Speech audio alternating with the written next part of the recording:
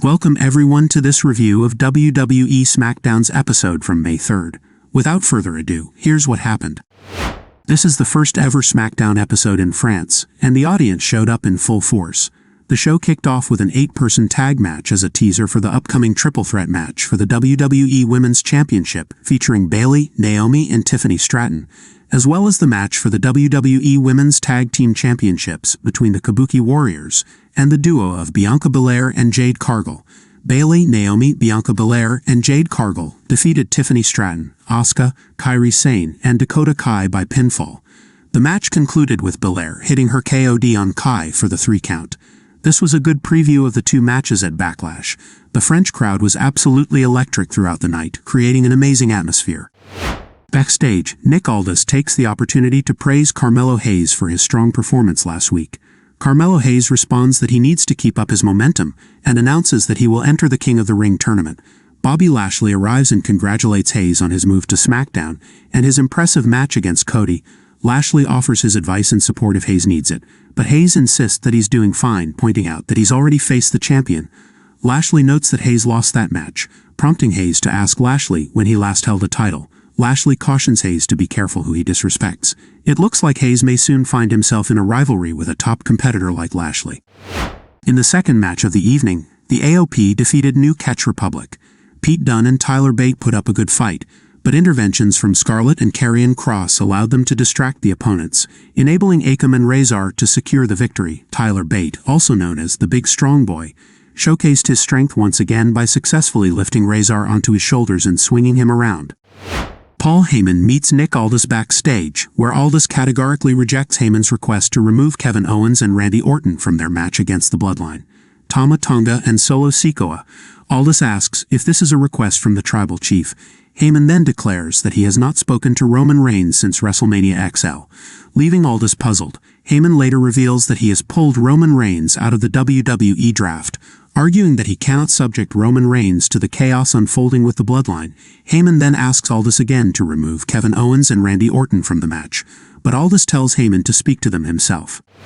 Kevin Owens and Randy Orton host the very first episode of the RKO Show, where they praise the Lyon crowd for their enthusiasm tonight. Owens says he starts receiving a flurry of calls from Paul Heyman asking him to be a guest because he has something important to tell them. Paul Heyman then appears and introduces himself as WWE's Wiseman.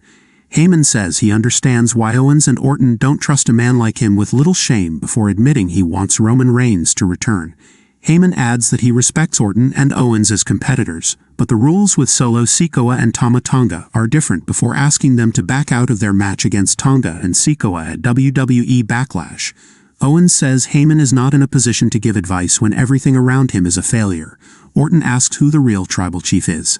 Heyman says the whole world knows there's only one tribal chief, which prompts Solo Sikoa and Tama Tonga to attack Orton and Owens from behind. They brawl for a moment before officials come to separate them. This continuation of the Bloodline story is really exciting, especially with Paul Heyman struggling to manage Solo Sikoa and not knowing what he has in mind. Once again, the crowd was incredible. They even sang Randy Orton's entire song, and he seemed surprised and moved. LA Knight faced off against Angel in a match and emerged victorious after hitting Angel with his BFT for the 3 count. After the match, LA Knight announced his participation in the King of the Ring tournament, and Santos Escobar did the same. There are some strong contenders lined up for this tournament. Moving on to the main event match, Grayson Waller and Austin Theory defended their tag team titles against the Street Profits. Towards the end of the match, while the referee was distracted by a dazed Ford, Theory and Waller took advantage and executed a double flatliner on Dawkins for the 3 count. It was a relatively short match, with the champions retaining their titles quite expectedly. Unfortunately, the Street Profits were unable to secure a victory in a title match once again. AJ Styles and WWE Undisputed Champion Cody Rhodes come to the ring for their face-to-face. Styles says that Rhodes isn't focused on their title match. He adds that their paths are different, as Rhodes benefits from the road to success due to his family's achievements.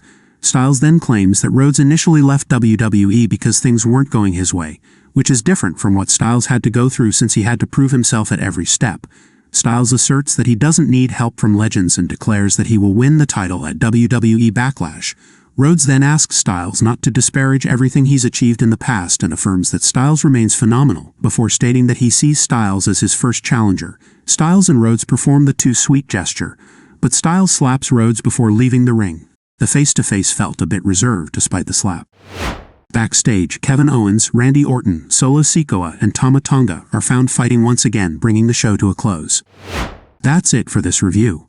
Did you enjoy this episode of WWE SmackDown? Until the next video, take care. See you soon.